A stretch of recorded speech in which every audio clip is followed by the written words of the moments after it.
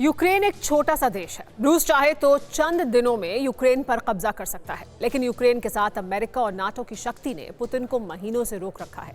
Ukraine पर हमला करने वाला रूस जितना ताकतवर है, उतने ही ताकतवर हैं यूक्रेन का साथ देने वाले। यही वजह है कि महायुद्ध की शुरुआत जब भी हो, दुनिया बेहद घातक और बड़े हथियारों के इस्तेमाल की चश्मदीद बनेगी। माना जा रहा है कि महायुद्ध शुरू होते ही जंग न्यूक्लियर वॉर में बदल सकती है।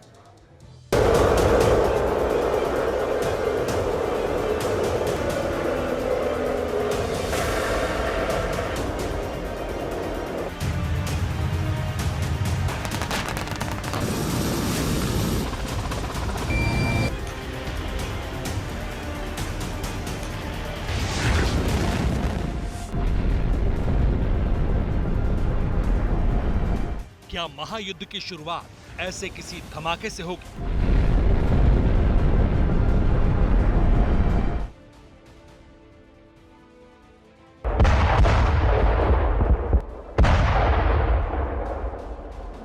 अगर ऐसा हुआ तो कुछ यूं भयानक दृश्य होगा।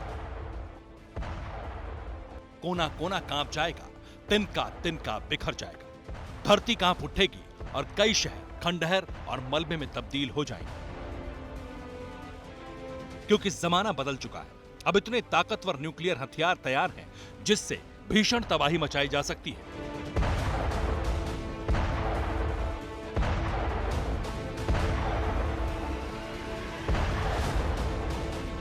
अगर परमाणु युद्ध छिड़ा तो विध्वंस का ऐसा रौद्र रूप दुनिया देखेगी जिसकी कल्पना भी नहीं की जा सकती। दुनिया की दो सबसे बड़ी परमाणु शक्ति रूस और अमेरिका, हथियारों के सबसे बड़े सौदागर, विज्ञान और तकनीक की ताकत में सबसे आगे।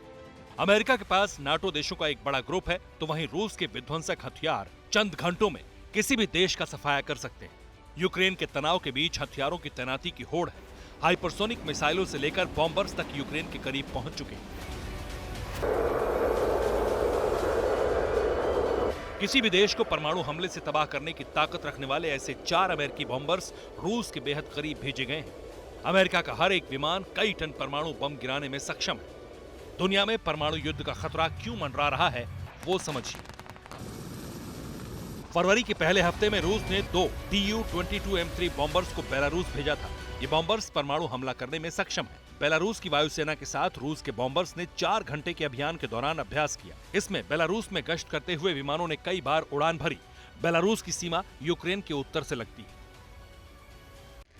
अब एक दिन पहले ब्रिटेन के रक्षा मंत्री वालेस ने बड़ा खुलासा किया।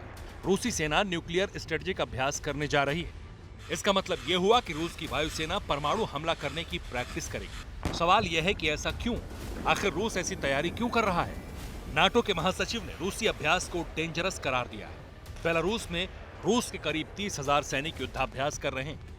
हवा से 12 सुखोई 35 टारगेट को तबाह करने की प्रैक्टिस कर रहे हैं। S-400 एयर डिफेंस सिस्टम भी युद्धाभ्यास में अपनी ताकत की नुमाइश कर रहा है।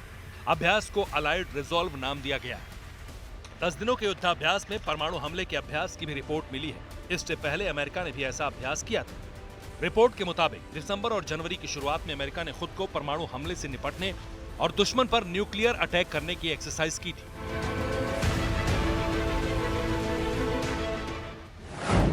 न्यूक्लियर अटैक के लिए अमेरिका ने ग्लोबल लाइटनिंग अभ्यास किया था। अमेरिका के परमाणु हथियारों का जिम्मा संभालने वाले स्ट्रेटेजिक कमांड ने यह प्रैक्टिस की। अप्रैल 2021 में अमेरिका ने आखिरी बार ग्लोबल लाइटनिंग ड्रिल का आयोजन किया था।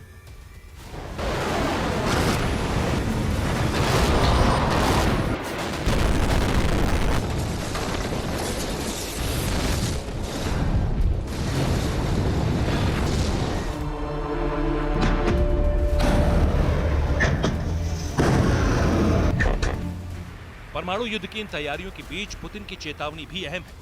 पुतिन ने कुछ दिन पहले कहा था, अगर यूक्रेन को नाटो में शामिल किया गया तो न्यूक्लियर वॉर तय। परमाणु युद्ध के खतरे को देखते हुए पुतिन ने पोलैंड की सीमा के करीब हाइपरसोनिक मिसाइलों से लैस रूस के MiG-31 फाइटर जेट की तैनाती की। ऐसे हथियारों की तैनाती की गई है कि अगर युद्ध शुरू हुआ तो इंसानों की बड़ी आबादी खतरे में आ सकती है। दुनिया के चमकते दमकते शहर खंडहर बन सकते हैं। पुतिन और बाइडेन के बीच शुरू हुई नाक की लड़ाई धरती पर महाविनाश ला सकती है। रूस की हाइपरसोनिक मिसाइलें भी परमाणु हमला करने में सक्षम हैं। रूस हाइपरसोनिक मिसाइल से 2000 किलोमीटर तक परमाणु अटैक कर सकता है। रूस की एक हाइपरसोनिक मिसाइल 500 टन भार वाला परमाणु वॉरहेड ले जा सकती है। रूस यूरोप और अमेरिका के कई शहरों तक न्यूक्लियर अटैक कर सकता है। दूसरी तरफ अमेरिका दुनिया का पहला देश है जिसने सबसे पहले परमाणु हथियार बनाने शुरू किए और सबसे पहले इनका इस्तेमाल किया। माना जाता है कि इस वक्त अमेरिका के पास 5800 परमाणु हथियार हैं, जिनमें से 1750 परमाणु हथियार एक्टिव हैं, जबकि रूस के पास कुल 6372 परमाणु वेपन है और इनमें से 1790 हथियार एक्टिव हैं। पुतिन ने कुछ दिन पहले ही जिनपिंग से मुलाकात की। माना जा रहा है कि महायुद्ध छिड़ा तो दुनिया भी दो टीमों में बंट जाएगी। रूस के साथ वो तमाम देश होंगे जिनकी अमेरिका से अदावत है, जबकि अमेरिका के साथ ब्रिटेन, फ्रांस, जर्मनी, इजराइल जैसे ताकतवर देश हैं। रूस को चीन, ईरान, तुर्की, उत्तर कोरिया और अफगानिस्तान जैसे देशों का भी साथ मिल सकता है। Bureau report, TV9 Bharatvarsh.